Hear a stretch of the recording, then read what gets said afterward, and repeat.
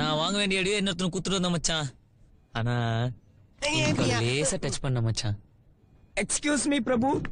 Girls touching hand problem. The same Harry Potter also deal the same problem. This chapter.